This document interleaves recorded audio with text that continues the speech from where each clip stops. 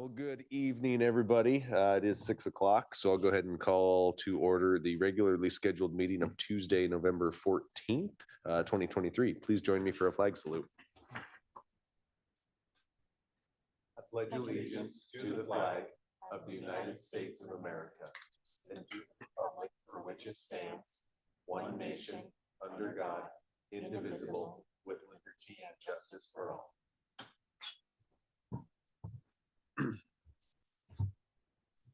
The Assembly of the City and Borough of Sitka would like to respectfully acknowledge the traditional first people of Sitka. With gratitude, we proceed on Tlingit Ani. Jess, roll call, please. Mayor Eisenbeis, Present. Mr. Mosher, Here. Mr. Pike, Here. Mr. Yestad, Here.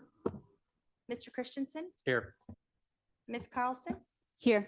Mr. Saline. Here.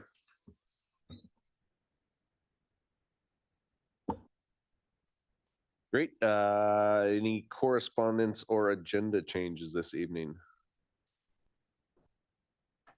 Seeing none, there are no ceremonial matters. That'll bring us to special reports. We do have a scheduled special report this evening for an update from the Sustainability Commission, from our Sustainability Coordinator and the Chair of the Commission.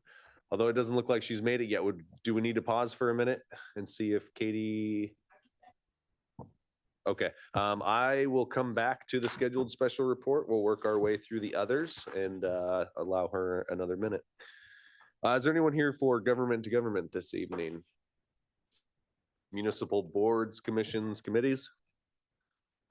Municipal departments? School district? Students and guests? Perfect timing. We just made it through the agenda to yourself. That would bring us to our scheduled special report this evening, an update from the Sustainability Commission, from the chair and our coordinator. So please and welcome. Thank you.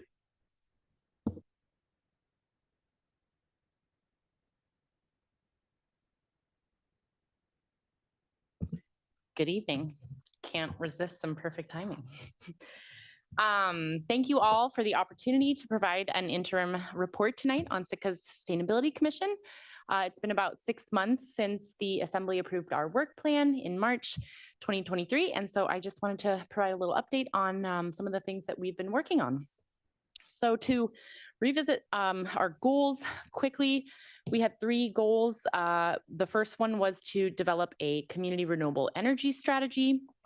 And that was geared around establishing a shared vision of Sitka's energy future to guide energy-related community decisions. And so through this project, we have settled on a vision and mission, and we're seeking to shape a roadmap for community and policy actions to advance this shared vision. And I'll provide a little bit more information on some progress we're making towards that later in the report. The second goal was to analyze opportunities for the diversion of municipal solid waste. The city's waste contract is going to be renewed in 2032. And so we wanted to start researching opportunities now to manage waste sustainably, lower costs, reduce greenhouse gas emissions, and identify some policy levers and actions we could take to increase waste diversion. And then our third goal was to create a municipal fleet transition and electric vehicle infrastructure plan.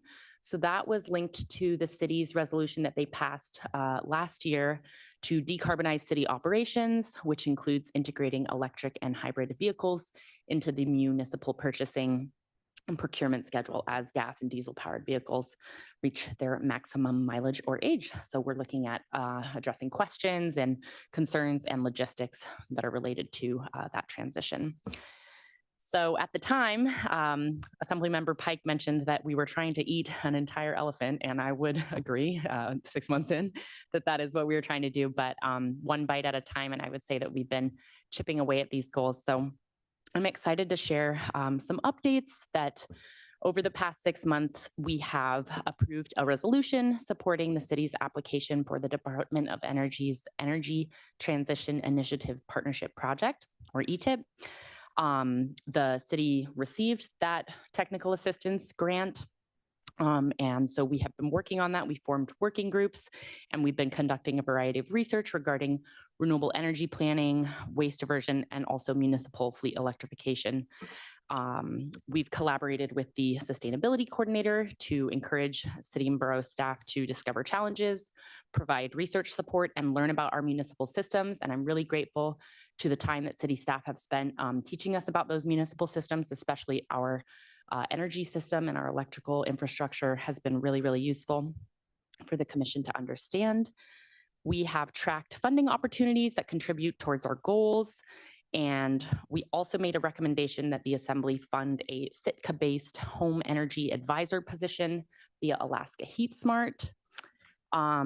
We submitted a letter of support for the community garden concept proposal that was presented by the Sitka Local Food Network and Transition Sitka that I believe then was reviewed by all of you. And throughout this process, we have been continuously learning from other municipal sustainability programs, commissions, staff, and entities that are doing similar projects across Alaska and the United States. And then finally, we have worked to maintain communications with the Sitka Tribe of Alaska and facilitate input and participation into the Sustainability Commission initiatives, as their input is very important. So just a little bit of information on the community renewable energy strategy. That was our main goal, our primary one that we were going to devote most of our work efforts to. And after we received confirmation from the Department of Energy that the city got that technical assistance, we began scoping this community renewable energy strategy. The Sitka Tribe of Alaska also submitted a letter of support for that project. And so we are engaging with them to see how they would like to be involved in the scoping and the project as a whole.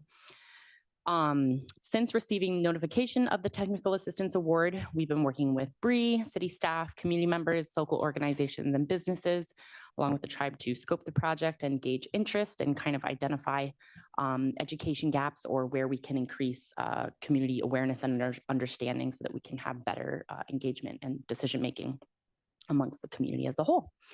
And so right now we're still in the early stages of that scoping process, but we will intend to include a finalized scope in our 2024 to 2025 work plan. So that goal will definitely carry over. And we're also working on a community survey right now that will assess, some of those gaps in understanding of Sitka's energy landscape and how we can best do outreach via different methods to increase understanding and share energy knowledge. So we'll be sure to inform the Assembly when that survey is released.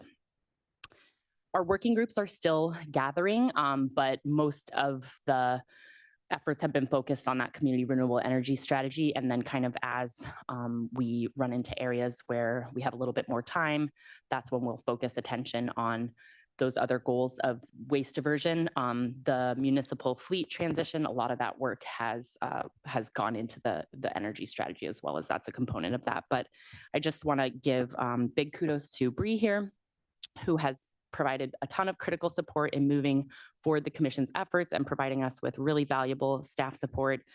She compiled an amazing cost-benefit analysis for the incorporation of electric vehicles as departments evaluate their vehicle replacement needs. And I encourage you all to check that out. That's in your packet. If anyone is interested in buying a Ford Lightning, there's a ton of great information there.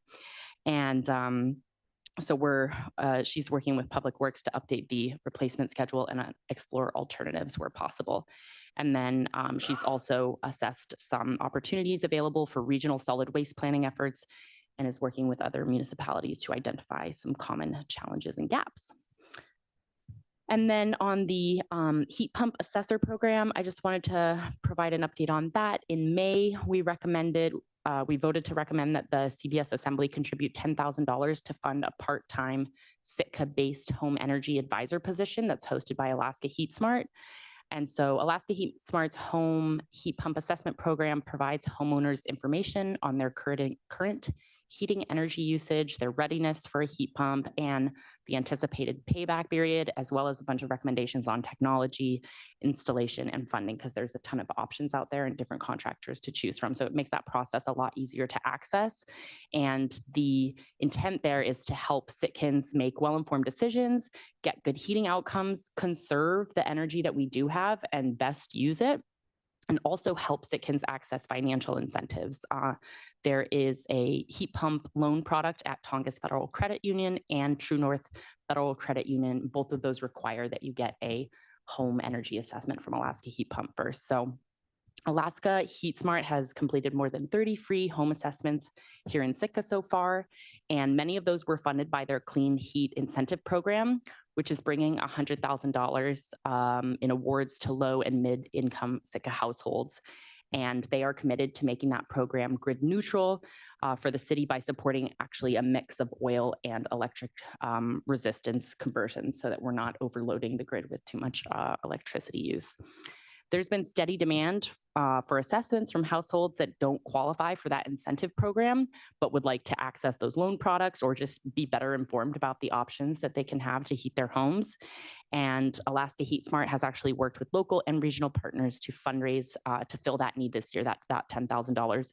But they are seeking support to continue this service in the future. So we'd love to work with the Assembly to provide more information or answer questions about how they can support Sitkans to be able to access just the wide range of federal incentives that are available right now, as well as all of the different funding products that we have here locally. And there's some more information on that request in your packet. Other than that, we have had the opportunity to learn from a variety of folks. People have generously donated their time to come and speak to us. We've heard from the Juneau Commission on Sustainability at our meetings, and also the community of Molokai in Hawaii that also did a similar community renewable energy strategy effort. So they've provided a ton of information and help as we go about our own learning journey and public engagement journey. And so we're really grateful for that. And we're also very grateful for the Assembly's support. Y'all have demonstrated your commitment to sustainability goals through the formation of the commission, the dedication of staff resources, the affirmation of our goals and priorities, and the approval of additional resources. So I wanted to thank you very much for that support. It's really appreciated. And we look forward to coming back in March to discuss our next annual work plan. We meet at the first Tuesday of each month at 6 p.m. if anyone is interested in joining us, learning more, or participating in any way, shape, or form. So please let me know if you have any questions. Bree, do you have anything to add?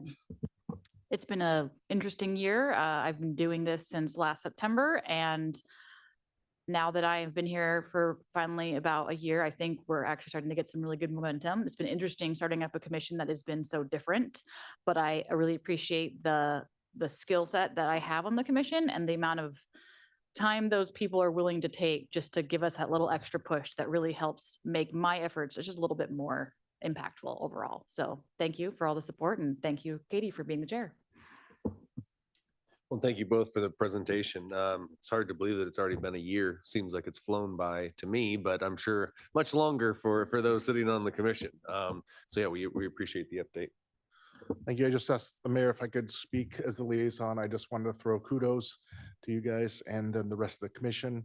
It's been a very interesting learning experience for me. I have felt like I have learned a lot just from being there and listening and learning. I just want to also point out Bree, Katie, and all the commissioners are very, very knowledgeable. I've noticed that they're very knowledgeable about this subject. They don't come in just saying, thinking some's a neat idea or this or that. They do the work, they're doing their homework, and they're very passionate about it. And so I think we're very fortunate to have this group of people.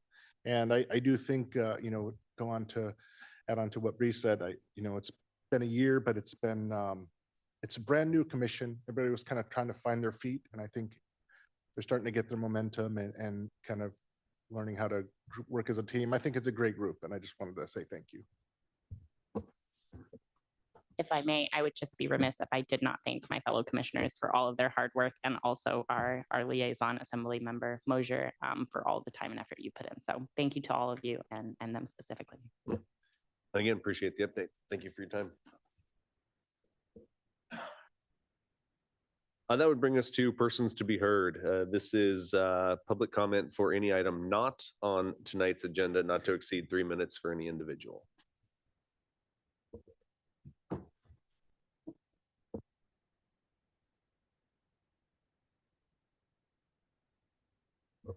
If you push the button on the very bottom of it'll turn red.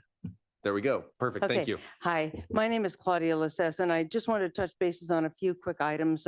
One of them is thank you for the tourism town hall last night. That was really nice to have that. I sure hope that you bring together all that information and that it comes to good fruition for those of us who have spent the time to go and put our words on paper in so many ways. I wanted to mention appreciation to the committee that was just here and the Sustainability Commission, and also to bring back to the forefront, the recycling in Sitka has gone downhill. I was part of the 10-year group that worked on getting us shipping off land, off island, and went through a lot of processes to get a really good recycling program. Juneau still recycles paper. Kodiak still recycles paper. For some reason, we don't. We don't recycle number 5 plastics anymore. And so I would really appreciate the city taking another gander at what we're doing with recycling, because it seems like it's dropped off a bit. And it'd be really nice to come back to the level that we had quite a number of years ago. I think it was 2008, maybe, or 2010 that I stopped meeting with the city weekly about that.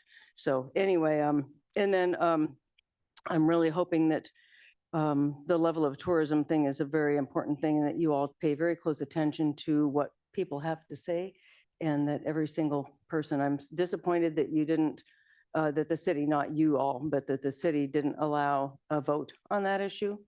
And so I'm hoping that whatever happens from here on forward does really speak to the temperature of the community on that matter. So thank you.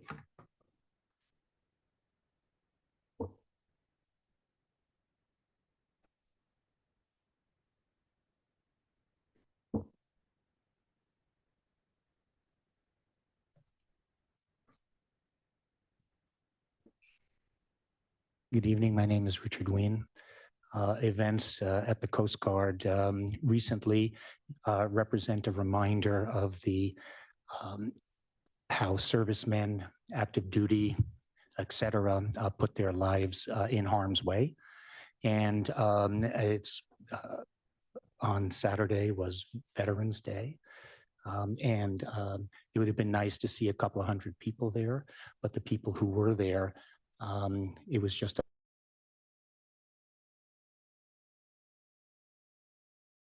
and kindred spirits. So maybe next year, any of the Armed Services Day to remember, because the Coast Guard did put their lives on the line, and it's not trite to say our thoughts and prayers are with those injured Coast Guardians. Task forces and town halls sometimes actually solve problems.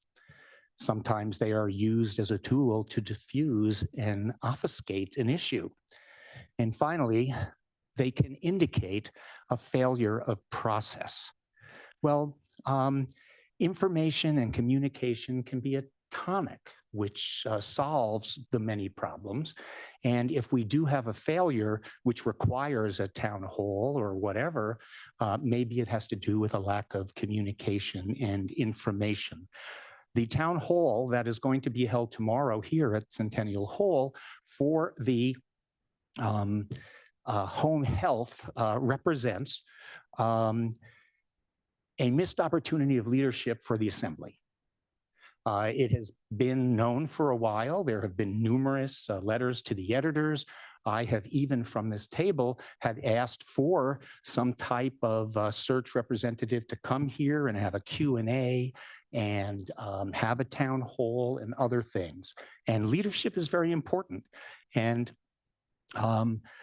I just have to say that when you are the sole healthcare provider in a small community like this, especially on an island, you have to be held to a higher standard.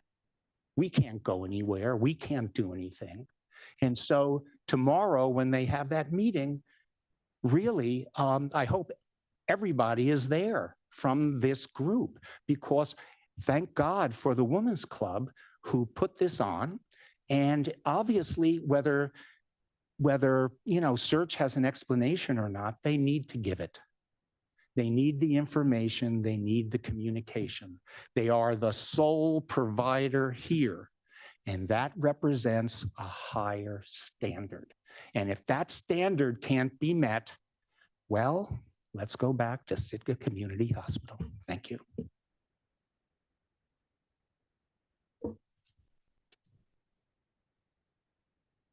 Anyone else this evening for persons to be heard? Seeing none, that'll bring us to consent agenda.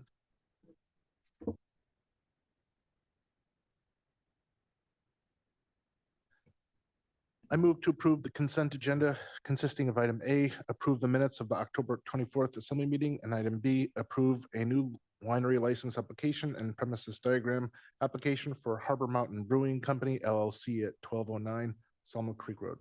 Second. It's been moved and seconded to approve the consent agenda. Is there any public comment?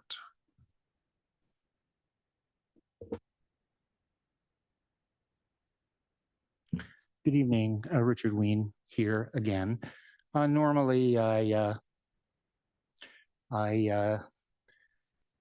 don't comment on minutes and so forth, but we had an issue on the 24th of October, 2023, year of our Lord, concerning the reappointment of Elizabeth Bagley and Kent Barkow. Now, the minutes are legal records, and you expect them to have at least a modicum of information about the reasoning, et cetera, as it relates to what occurred. Because 10 years from now, I'm going to look this up, and if I look it up, the motion was divided. There's not a single word as to why it was divided. There was definite conversation here, and as a matter of fact, I've transcribed it. I have a transcription of it concerning the reasons that this august body decided not to have Kent Barkow on there. But yet there's not a single word. It went, let's just see. The reappointment of Kent Barkow to a 3-year term on the Sustainability Commission failed by 1 vote. Is that the standard? And we're talking a lot about standards here tonight, it seems. Point The of order, minutes need point of to order. reflect. Mr. Mayor, Yes. this is on the minutes, not necessarily the content as far as opinions about it. It seems like we're Yes, here delving into absolutely. his opinion about that. This is Okay. about how the minutes were portrayed. No, I understand. These minutes do not reflect the meeting. Sir, I have the mic right now. Thank you very much. The presenter is bringing up what he appeared has a concern with on the minutes. So while there is some opinion stated on how the minutes should be stated, it is his right to indicate that there is, in his opinion, lacking information. Thank you. Thank you very much, Mayor. Again, these represent legal documents and need to somehow reflect the minimum amount of information that is expressed at these meetings. So please, please have that. I can't believe this is done intentionally. I've read every single minute for years and years and years here. This definitely seems to be an omission, maybe a commission. Thank you very much. Please add the appropriate verbiage. Is there any other public comment on the consent agenda?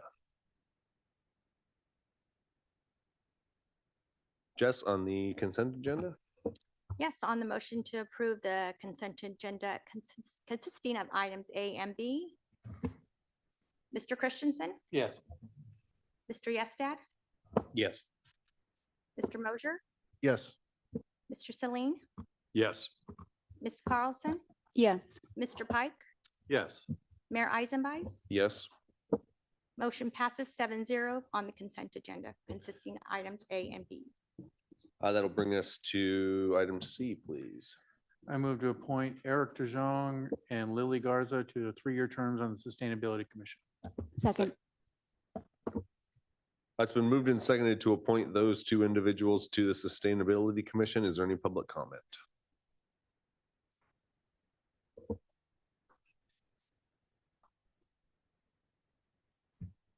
Richard Ween. As always, I will come up and thank individuals who step up to serve the community in any capacity on board or commission. Eric de Jong has been here since 2015. He's really reading through his stuff. He seems a very fascinating guy. He's a naval architect. He built and designed, in essence, a 52-foot sailboat, which was double hulled, I guess, to go up north. They transited the Northwest Passage. He's been up into the Arctic Ocean. He seems like a very fascinating individual, and certainly like to meet him. Of note, his wife is Christina Schella, who is the, I think, VP of programming at the Sitka Conservation Society. They didn't feel that that was a conflict of interest. Lily Garza has been here for about 2 years, and she is on the Sitka Trailworks program. Excuse me, she's the programming director.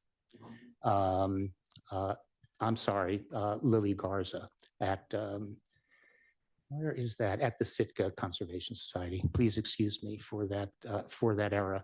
But both of them seem like interesting and knowledgeable individuals. And thank you very much for stepping up to the Sustainability Commission. It's clearly an active commission, and hopefully you enjoy your commitment. Thank you. Is there any other comment on item C? Back to the assembly for discussion.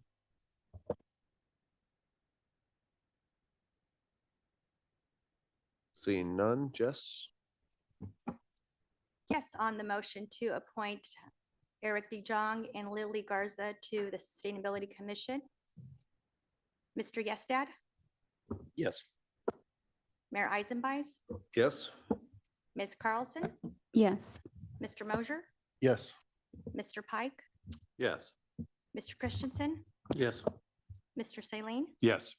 Motion passes 7-0 on item C. Thank you. Item D, please. I move to approve ordinance 2023-22 on second and final reading, making supplemental appropriations for fiscal year 2024 residential utility accounts credits. Second. It's been moved and seconded to approve ordinance 23-22. Is there any public comment?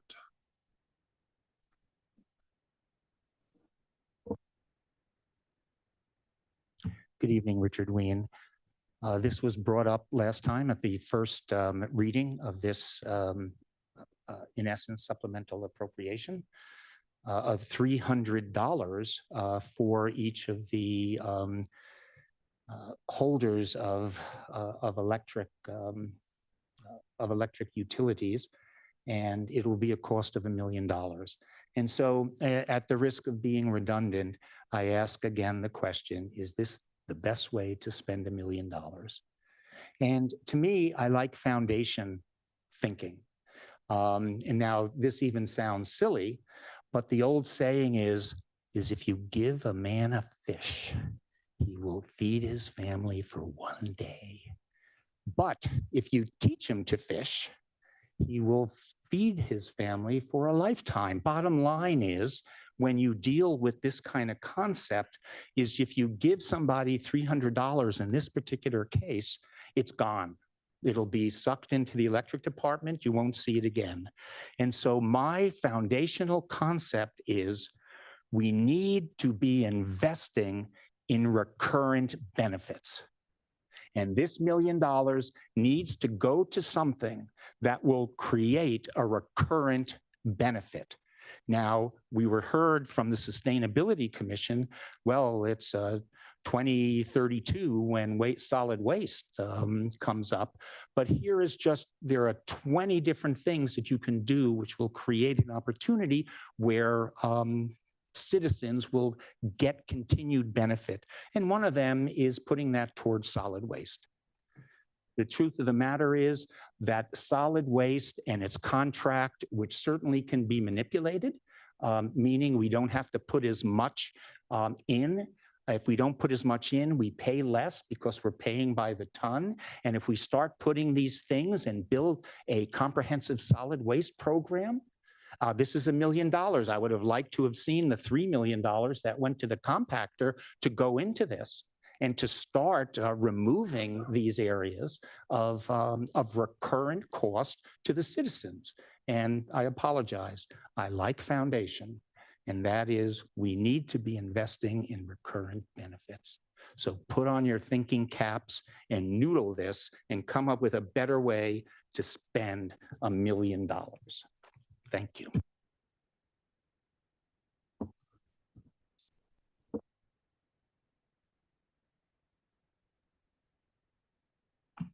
Hi, Claudia Lassess again. I'm here mainly for this, and I have a big concern about spending $1 million to give people a one-time benefit when it's going to draw down the reserves that we have, and it's not really going to be necessary to do that. It's, to me, really difficult to think that you would want to just give away the tax dollars that we earned in a high year, knowing that we may not earn that again. We don't know what's going to happen in the future. And I think the reserves are really critical for our community. And to just like hand out money, I'm a retired social worker. I know how easy it is for people to get the feeling of entitlement. And it's really difficult for me to think that you all would want to create more of that feeling of entitlement amongst the citizens of Sitka.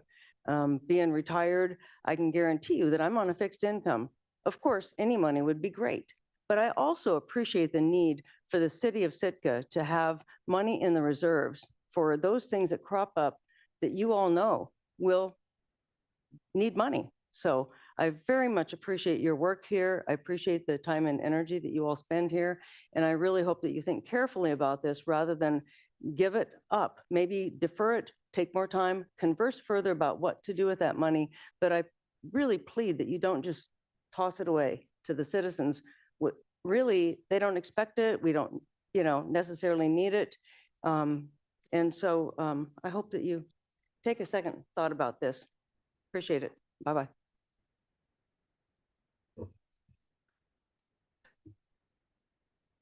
Anyone else on ordinance 23-22? Back to the assembly for deliberation. Kevin? Thank you, Mr. Mayor. I just want to thank everyone in the audience who spoke on this issue and all the people who I've spoken to in these past 2 weeks. Got a lot of input. Still is, in my mind, but mixed. Some people really like the idea and are grateful. Some people are grateful in the intent, but would like it done used another way. And I respect that. I understand that. Tor brought up some concerns at the last meeting. I totally agree. Those are all good arguments. I'm not saying that they're not. I think they all have a lot of value. In my mind, as one of the sponsors, it was to provide a one-time benefit to say thank you to the community, because although tourism is bringing a lot of benefit, it also brings some things that are uncomfortable and difficult, and the traffic, and there's a lot of people downtown this summer and in other ways. So it was an attempt to say thank you. I don't want to continue this. I will not be bringing back another thing like this next year. But I would consider, after thinking about it and talking to people, possibly looking at, if we have another good year next year, looking at ways to be more directed with things like this. So that's my position, and I still support it. Thank you. Yeah, I've been thinking about this a lot in the last couple of weeks. And I, not in any particular order, but as I understand it, we want to try and keep between $7 and $9 million in reserves. That's our goal that we try and reach. And Melissa, correct me if I'm wrong on rough numbers, but I understand that right now, before we do this, we have around 8.2 million in reserves. Is that correct? In that neighborhood. Well,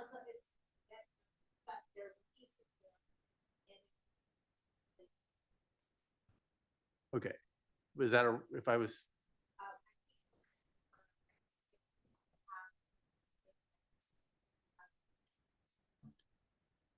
Okay, and the amount that you like to keep in reserves is? Okay. And I mean, so in my mind, this drops us from being comfortable to being on the low end or fairly close to the bottom that we want to keep in reserves. And honestly, I had to admit, when I first thought about this, is that if this money is truly excess, it should already be in the infrastructure sinking fund. Because the idea behind the infrastructure sinking fund is we look at what, if our revenues are left over from the previous year, everything that we don't need for reserves, or that we haven't already got earmarked for something, goes into the infrastructure sinking fund. Sinking fund, excuse me.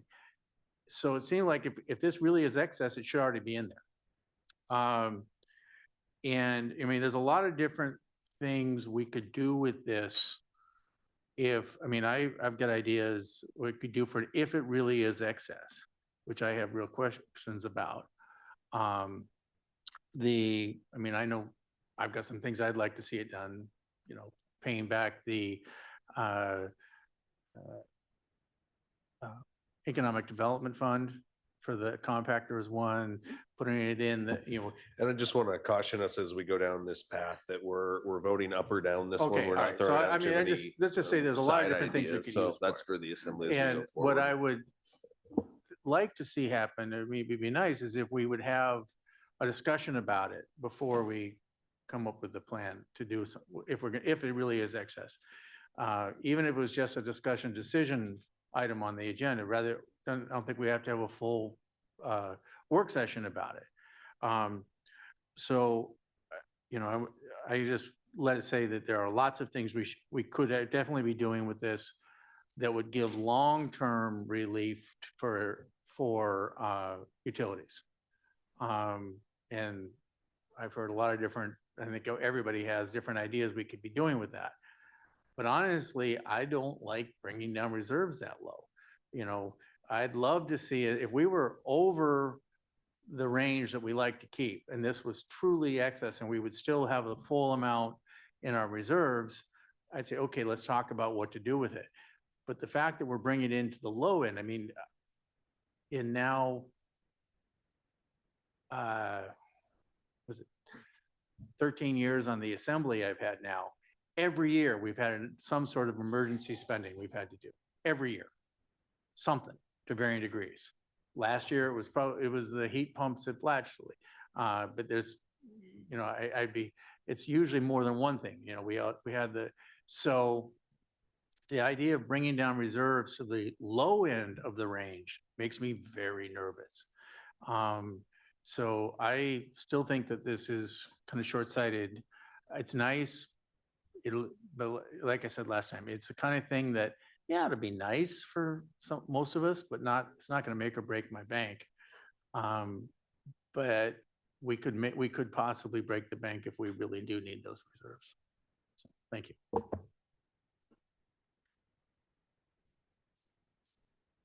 Chris? So, yeah, like Kevin, I was really interested to see how the citizens felt about this. And I do have to admit, it was very mixed. Obviously we all saw the emails that we got and read them. And I went out and talked to quite a few people that I could, and it was definitely a mixed bag.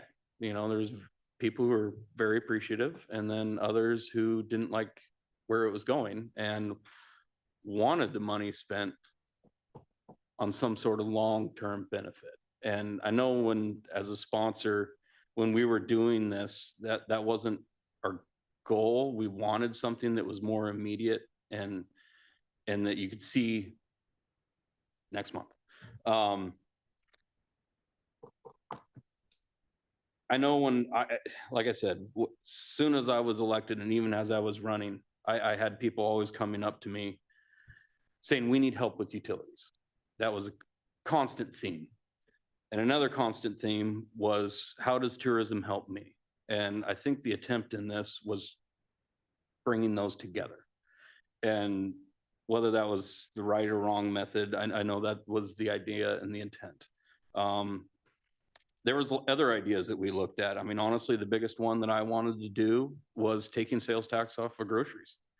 But that was a huge hit to the general fund and just not doable. And that was a truly scary scenario if we walked down that. So this was something that I felt was more palatable and something that we could do to go after those two goals.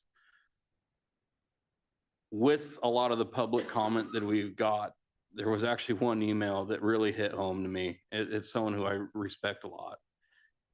And they disapproved.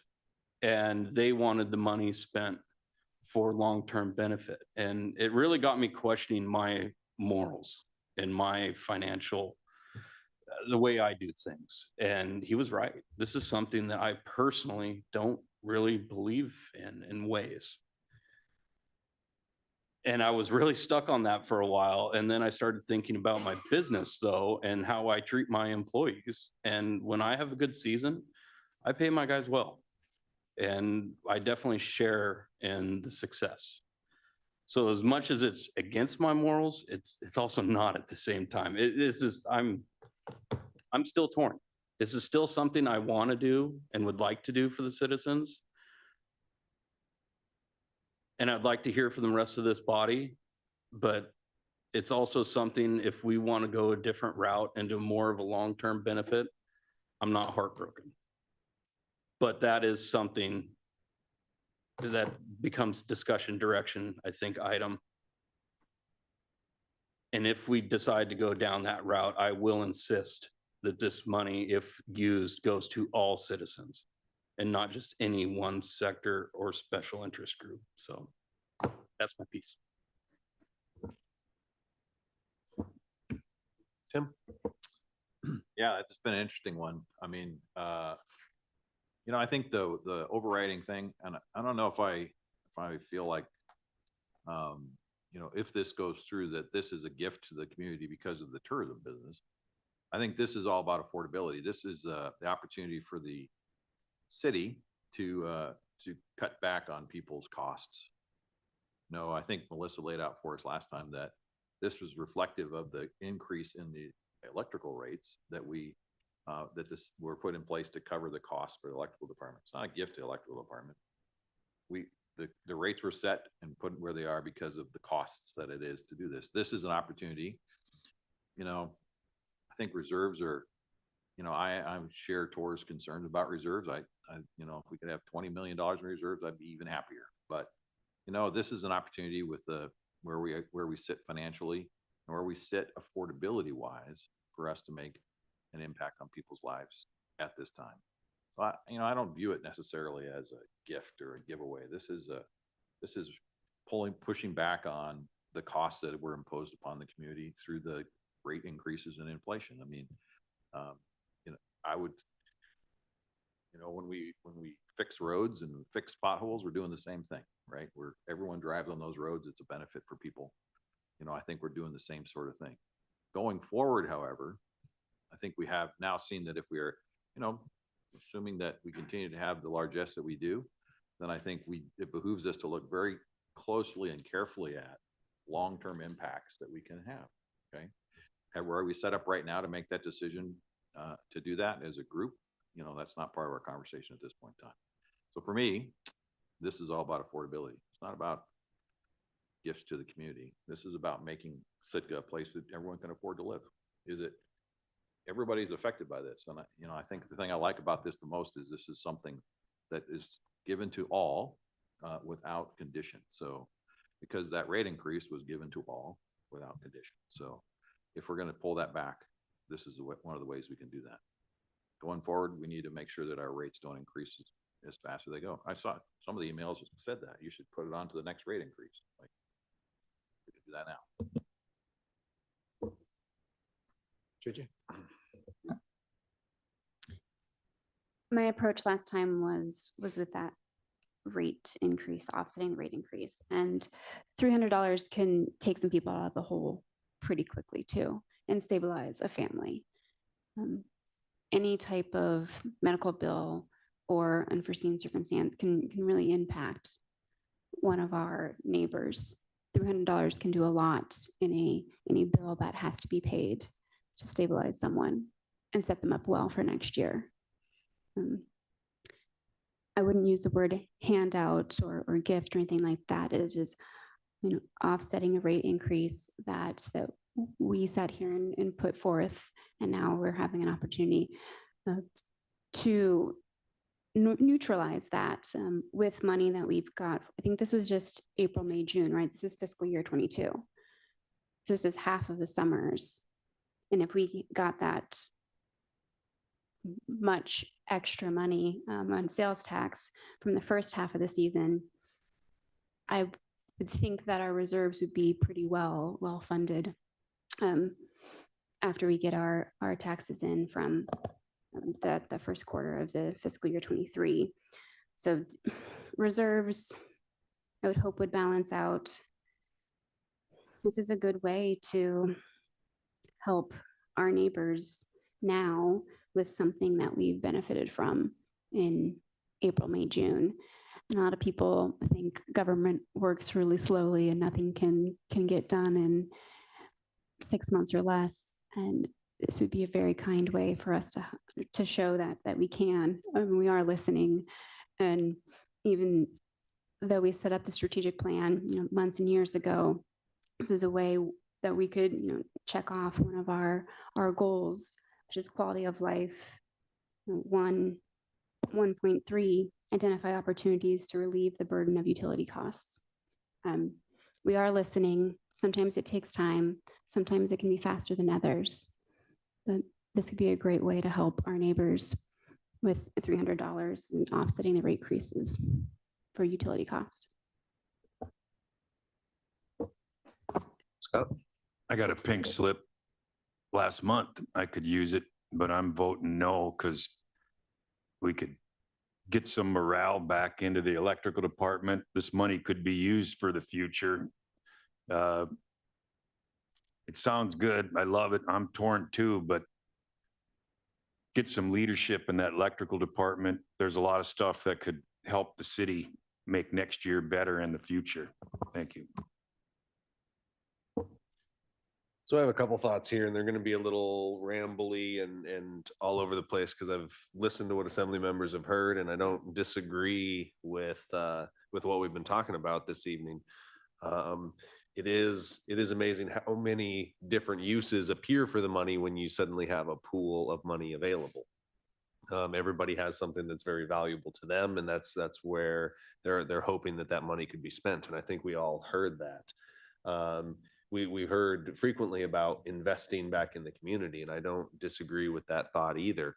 But when we go down the path of investing in our community by raising rates, the citizens also have a very strong feeling on that.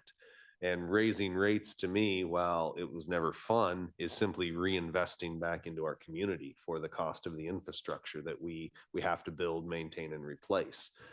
So when we inevitably raise rates here in the future, we're gonna hear that again, but it won't be from the investment side. It'll be from the affordability side, which leads me to my next point, that this is a very rare opportunity that we have to reduce the costs for our citizens. I've been sitting on this board for starting 10 years now, and I've never had an opportunity to reduce costs to the citizens. It's talked about, it's almost as a pipe dream that, once government has an appetite for your cash, it'll never go away. I understand that sentiment. And this is an opportunity we have to help reduce costs for our citizens. In reserves are, I think, where they should be. I'd like the assembly to consider that we put everything into the infrastructure sinking fund, knowing that was the end of last fiscal year. We have this fiscal year starting July 1st. I think we can all agree that it'll be just as strong results in the beginning, June or July, August, September, as it was in the earlier months with crews. So while they may be at the recommended level at this point, I think we're going to have some strong results again, allowing for another strong boost into the infrastructure sinking fund as we go forward. Then I guess the last thing that I would say that is, if this does pass and you are in a fortunate position to where you don't need this money on your utility account, find your favorite group amongst Sitka to donate to. If there's anything I've learned in this process, is that there's a lot of groups out there that need, and a lot of needs in the community. So if this does not help you like it will help some, should it pass, find your favorite group to donate to. Find $300 and go to the Giving Tree and make some kid's Christmas the best Christmas he's ever had. Things like that are going to bring a smile to your face, as well as helping out our community. So kind of like I said, kind of rambling there. I think I'm still in support of this. It feels, from an affordability and an opportunity to reduce costs perspective, that it is. However, if we are in this situation again, let's have a robust conversation about how we reinvest back into the community for the long term, so that our kids can reap the benefits from these summers.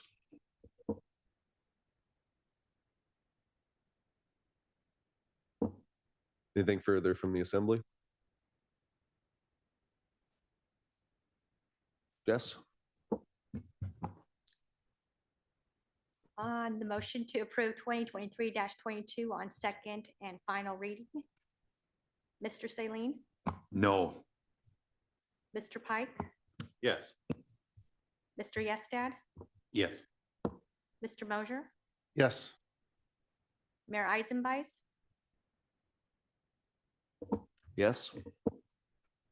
Ms. Carlson, Yes. Mr. Christensen. No.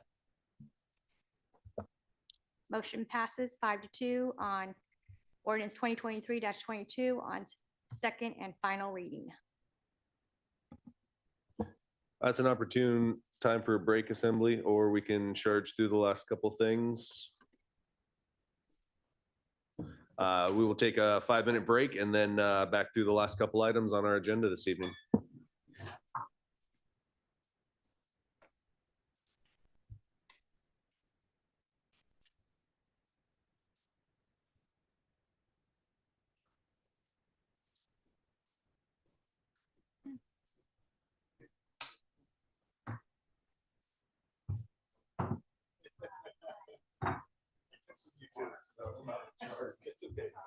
I just didn't know if you were just busy, that's fine. Felt rushed because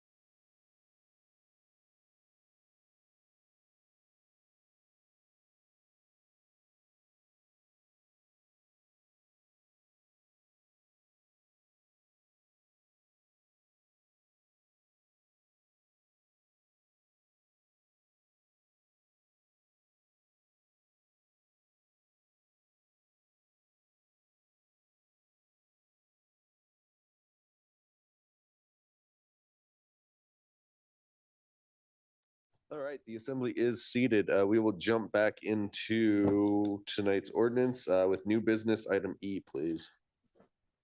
I move to approve ordinance 2023-23 on first reading, making supplemental appropriations for fiscal year 2024 NeoGov HRIS/recruitment platform. Second. It's been moved and seconded to approve ordinance 23-23. John, did you have an introduction for this one? Yes, Mayor, thank you. I'll try to keep it brief. This year, we had an appropriation in the budget, and I believe it was for $30,000 to pursue an HRIS system, which it still amazes me that we don't have one. But we had intended to head down the path of some of the smaller platforms, web-based platforms. But when we were getting our bids and reviewing some of the capabilities that were out there, it just was very apparent that the smaller web-based platforms were not going to meet our needs. So talking to other municipalities and then learning that the state of Alaska actually uses this system as well, we looked at NeoGov. NeoGov is exciting because it has basically 4 modules, and you can do kind of an a la carte. I want this service, I don't want that service, and the pricing is built on that. There was a savings with a contract term, which is why we're coming forward with the appropriation for basically the next 3 years. So if we commit to those next 3 years, we get a percentage off each one of those years, and then there will be the recurring cost that'll be built into our annual budget. But some things I really wanted to point out and why I'm leaning on NeoGov is their recruiting program. If I just very quickly talked about the modules, the recruiting program, right now, all we do in Sitka for job posting is essentially the local newspaper and our website, and we're not getting much more advertising than that. There are companies like LinkedIn and the Ladders and ZipRecruiter and some of the big ones out there, but we found that when we use those, we pay them a lot of money, and we get people from all over the world that are just doing the blanket applications anywhere they can find open jobs, and they don't even know if they're qualified for it. So we're spending a lot of time searching through or filtering through applications that are really not suited well for here, or we find out they don't even want to come to Sitka when we start getting in the interview phase. So with NeoGov, it's very specifically targeted on people who are looking for public sector and government jobs, very similar to how the federal government uses their USA Jobs system. Right now, there are 1.6 million active job seekers in this system. So you go in and you build your profile if you're looking for a job. When we fill out the job descriptions and they post it out there, it targets those people that are interested in those types of positions. Talking to some of our partner cities around here, they've had great results with it. And again, the state of Alaska has been very happy with it. We have no employee self-service system at all. Employees aren't able to go in and adjust their own W-4s. They're not able to go in and do withholdings, just basic HR functions. This provides a training platform where we can do online required training every year, which helps us bring our insurance costs down overall for the city because we can prove training. It goes into their records. It's got evaluation systems built into it. So I'm kind of going on a bit, but I really just wanted to express the importance of this. And just, I think it's going to serve us very well here because I can tell you it's a big source of frustration when employees come in and they're filling out old paperwork, things are getting lost, or you notice my HR office has had a lot of turnover. This has been one of the sources of frustration is they come in and say, I can't believe I don't have this tool already. And they're trying to work with without the tools they need to do the job. So I think we've landed on the right solution here. And this appropriation, as I said, is for the next 3 years to get the discount. And then after that 3rd year, we'll go on the annual budget cycle. Thanks. Great, thank you. Is there any public comment on ordinance 23-23?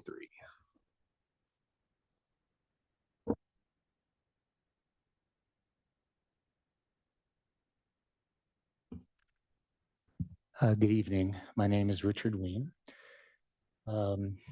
Clearly, in the age of, well, it's no longer Aquarius, but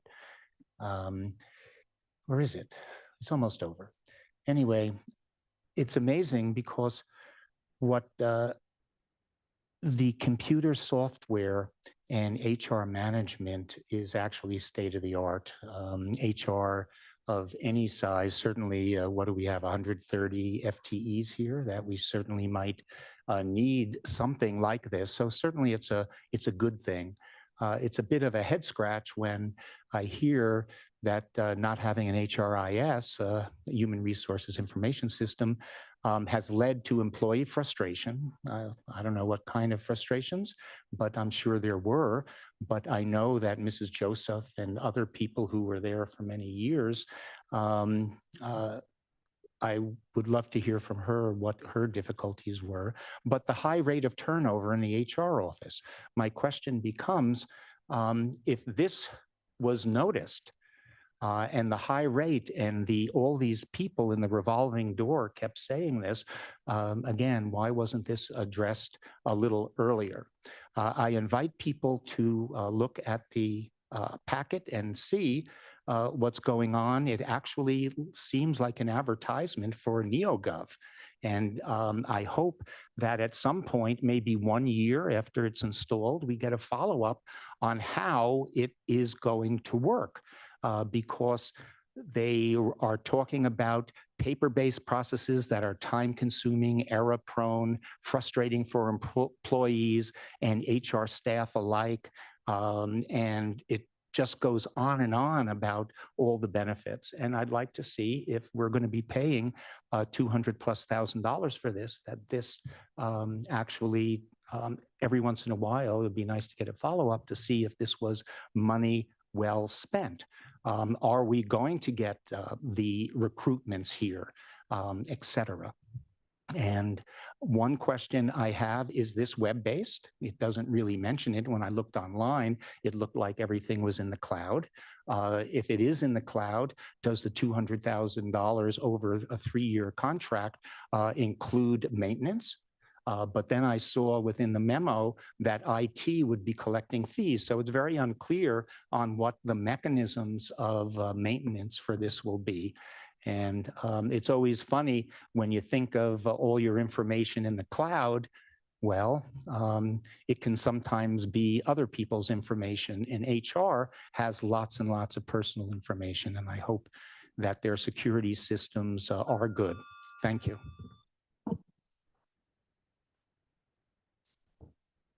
Any other comment on ordinance 23-23?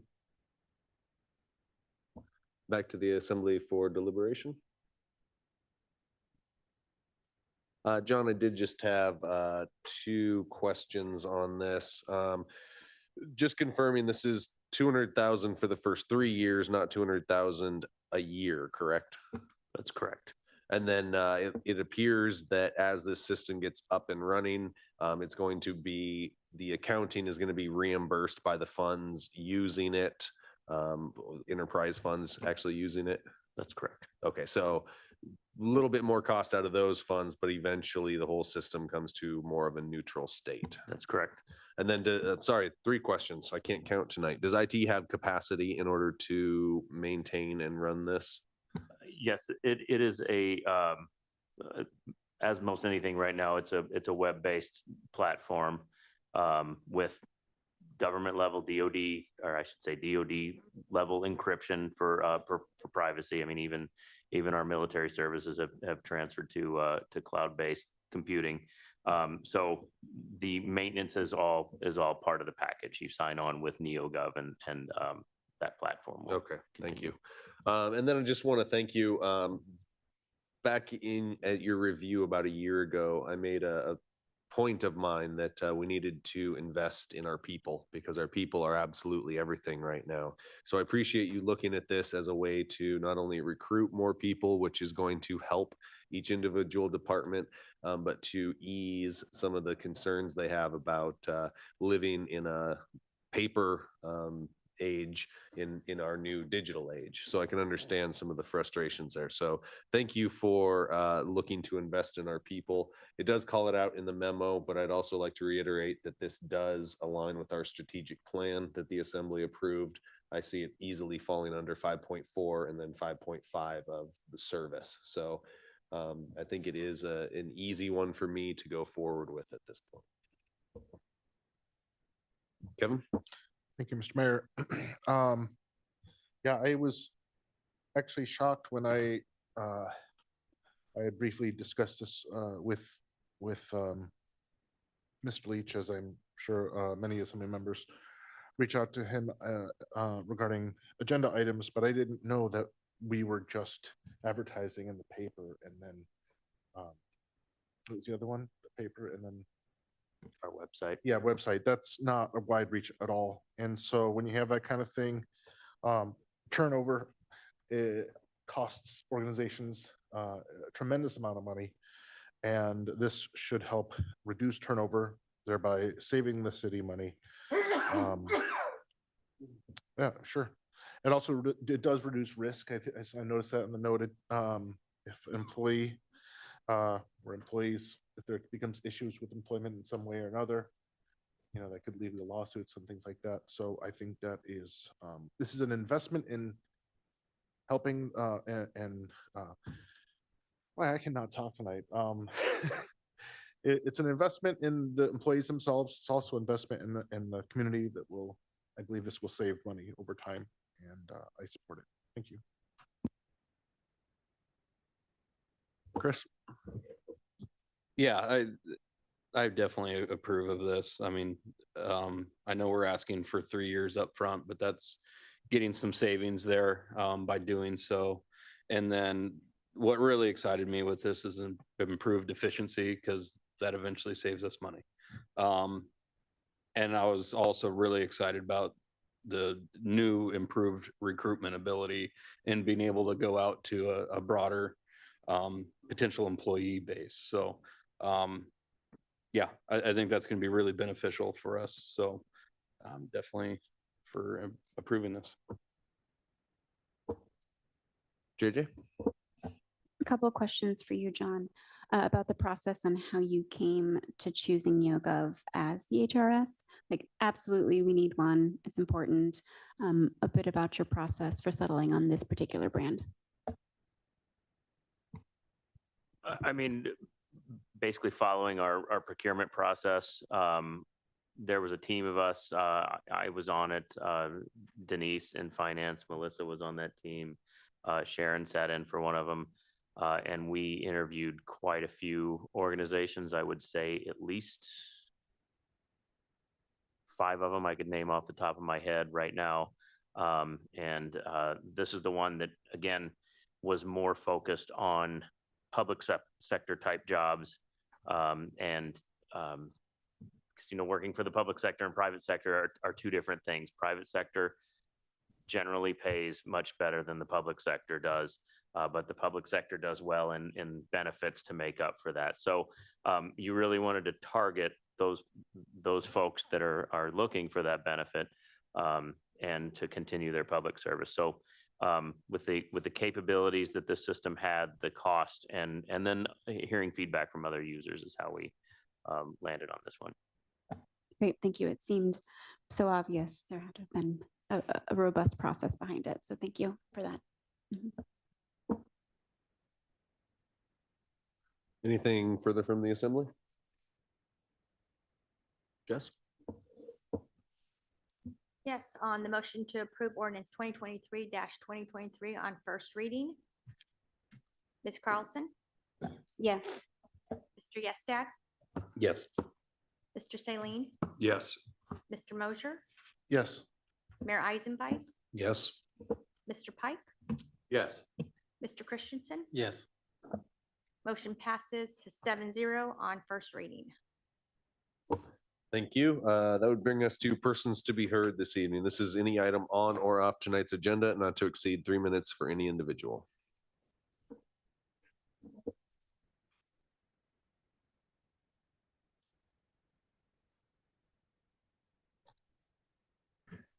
Good evening, Richard Ween. I don't know if anybody at 8:30 this morning, Eastern Standard Time, 4:30, I happen to be up. The current CPI numbers were given, and oh my God, inflation is going down. Well, the funny part is inflation is down unless you have to buy food. They have been essentially manipulating the numbers. You have to understand how CPI is calculated. And so inflation is going up, and at least where it counts in the pocketbook. And so I just have to let you know, we are all think about a great year next year, but that's why we have to be careful with our money. Because I'm sure you also know that Moody's cut the United States, the United States of America's economic outlook to negative. And there were any number of reasons, including our debt. Currently, we will now be paying more than $1 trillion in debt service, and we will be paying more in the future, which in essence makes it unable to be repaid. Things are looking great. What can I say? Our tax revenues are down. I don't know whether you follow that as well, because there are main issues in tax collection, and the economy is not as booming. And these are the metrics that you need to look at. The other thing is, I don't know, do you know what Stellantis is? Stellantis? Anyway, it's the parent company of Chrysler. Anyway, in America, they're looking to buy out half of their non-unionized employees, which are about 6,000. They want to cut costs. And by the way, we keep hearing about the F-150 and Ford. Ford has lost billions of dollars in the EV market, and they're having difficulty, and they've cut back making F-150s. So maybe Sitka has an opportunity to pick up some of these things cheap. It is not exactly what everybody might think it is. And another interesting kind of thing is, how many people, how many of our servicemen died in Iraq for that Iraqi war? Huh? Anybody have a guess? Well, let me tell you something, pardon? It's thousands for sure. I don't have the exact number, but the point I want to make is PetroChina is just replacing ExxonMobil as the lead contractor in one of the major Iraqi oil fields. Isn't that what we fought for? Thank you.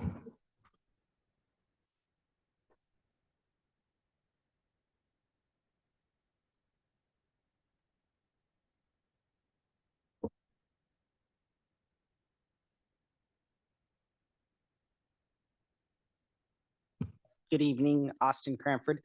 I just wanted to mention some things that I brought up at the previous assembly meeting on October 24th. I brought up drugs in schools and asked the assembly to investigate it. I received no response and sent an email to the assembly on October 31st and received no response. It is now November 14th, and I have still received no response regarding the investigation into the schools. I'm once again requesting that the city launch an investigation into the schools regarding illicit drugs within the school district. And if I don't receive a response by close of business Friday, I will be contacting the Department of Education and the DEA. Outside of that, I filed a records request regarding Northline Seafoods and SEAC Logistics, and on November 3rd was emailed that the city had no records of correspondence between the city and Northline Seafoods or SEAC Logistics. Didn't we just buy a property from them, sell a property to them? There's records somewhere, so I know that's a lie. I've gotten rumors that we only have 5 officers since officers are leaving. So the PD is undermanned of what, the 15 officers we should have. We have 5. And then there are rumors that dam maintenance is being overlooked. There are valves that can't be opened, valves that can't be closed. Isn't that a structural integrity issue? At least some form of integrity issue. I'd like the city to respond to that as well by close of business Friday, or I'll be contacting the Department of Energy and filing a complaint for failure to report. Thank you. Bye.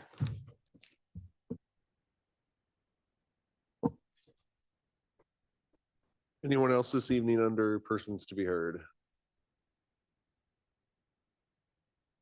Seeing none, that'll bring us on to reports. I have no report this time, even though we had 3 weeks in between assembly meetings. It was a little bit of a quiet period though there. So, John? Thanks, Mayor. Just a quick update on progress with the airport lease. I know we talked about needing to come back with a draft lease and some decisions so we could move forward with the grant on the new airport.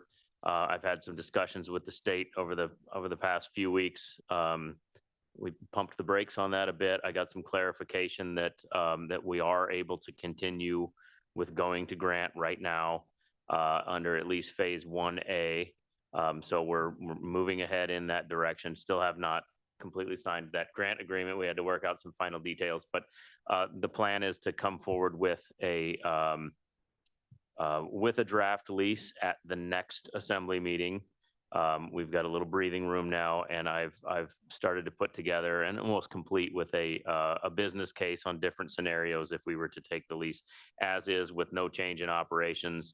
I bounced around some different fees, assumed certain discount rates in the analysis, inflation rates, fees that we could charge to things that wouldn't hit the local citizens, things like security fees and head fees on top of the airlines, fees to TSA for reimbursement security, facility charges for rental car companies, those sort of things, and have some different options laid out on how this project could break even over the long term of the lease. So plan is to come forward at the next meeting with that information to make some more informed decisions on moving forward. Thanks. Liaison representatives. JJ? Health Needs and Human Services met in October. It was the first time they were able to make quorum in a while. They elected chairs and vice chairs and set a workshop meeting for tomorrow, Wednesday the 15th at noon here at Centennial Hall. They'll be setting their goals and discussing their objectives. So happy to report. Scott? My library liaison revealed that they can't change the light bulbs at the library without taking the ceiling down. And there's also a condensate leak that I haven't been able to look at myself that they've been battling coming through the fire sprinkler through the bulkhead there. And I'll report on that next time, see what's up. Jim? Police and Fire had a meeting about APV, updates to the APV ordinance. It was an interesting meeting, and Chris and I will be bringing some of that ordinance forward to us as an assembly a little later. Thank you. Kevin? Just real brief, I attended the Parks and Rec Committee Commission meeting this afternoon. It was my first one as liaison in several years. It was mostly updates. It seems like the Parks and Rec program is continuing to expand and grow, a lot of public interest, and I believe they're looking for a staff member as well to assist with that. So if people are interested, check the website, city website. Thank you. Tor, we keep the trend going. Again, the weird transition is I have a P&Z meeting tomorrow. And Chris? So yesterday we had a GPIP meeting and we talked about the haul out. That was kind of the main point of discussion. Recently we had some geotech surveys done out there and it revealed that the pilings are going to have to go much deeper than anticipated. So obviously that's going to make the project more expensive. So we've had to change some of the scope and change some of the design to get it back within budget. A lot of that has made some piling changes and some retaining walls are now gone. And let's see, there's some adjustments to the pier that can be added on to later for if we ever go to that 300-ton expansion. But right now it'll be adequate for the 150-ton system. The one thing that was a little bit concerning, I think, to me and to probably any user of this haul out is we lost some of the ability for around the clock tidal operations. But kind of after reviewing how that was all going to work, it's actually still going to be better than the old haul out at HPM. So it's won't be 24-hour for some, or, you know, around the tide as we were hoping, but it's still better than we've had. So I'm still happy with the way that that's going. And then, so we were awarded the Denali grant for the travel lift, that $1 million a little while back. So this was the first meeting that the board was able to get together and discuss how we're using that towards the travel lift, that $1 million, but that also frees up $1 million for other things in the project. So the board discussed what they would like to do moving forward with that and decided on going for a permanent washdown pad. And then they chose the standard 150-ton lift as their primary piece of equipment out there. The discussion was eventually maybe going with a travel trailer to help move the boats around the facility and be able to put them in tighter. But that was something that we didn't commit any funds to yet, and we'll talk about later. But with those two choices, it actually leaves us with a bit of a surplus for anything that may come up in the project. There was discussion of putting anodes on the piles right away, which I think is probably a good idea, but we didn't want to commit to that quite yet so early in the project. So there is a bit of surplus that we could use in other ways. So, and then there was discussion on who will operate the yard. Will this be privately operated or city operated? Didn't really get too deep into that one. You know, there's lots to consider. So I think that's going to be probably a few meetings in discussion, but we at least started to scratch the surface there. So that was it. Great, thank you. Jess, clerk's report. We have several board and commission committees vacancies on the Animal Hearing Board, Health Needs, Historic Preservation Commission, the Investment Committee, the Local Emergency Planning Committee, Parks and Recreation Committee, and the Tree and Landscape Committee. Anyone wishes to apply, they can contact us at the Clerk's Department or visit our website for a board application. Thank you. Great, thank you. Question for Jess. It's an important one. What happened to the candy tonight? Well, do you want me to respond? We ran out of snacks. No, just kidding. Well, I'm saving you for next week for Thanksgiving. We do have to go on a diet during holiday season. So any other reports this evening? JJ? Speak briefly on the tourism town hall meeting we had last night for the tourism task force. A big thank you to the planning department and Spruce Root for organizing, planning, and facilitating that. It was here at Centennial Hall. You did the count, it was somewhere between 250, 300 people attended, Jess? Yes, that is correct. Yeah, it was a great event, a lot of engagement, a lot of people came and participated in the different kind of stations that we had set up to solicit feedback. There was recreation as a topic, economy, overall community aspects of things, and then what was, all getting targeted to that first directive, which is what's kind of that healthy number, what's a good number to look at for those large cruise, large tour boat passengers for not next season, but probably the season after, and how to go about making that happen. We'll be doing another one the first week of December. here at Centennial Hall again. So if you weren't able to make the one last night, please come and participate in another kind of engagement session in December. Thank you.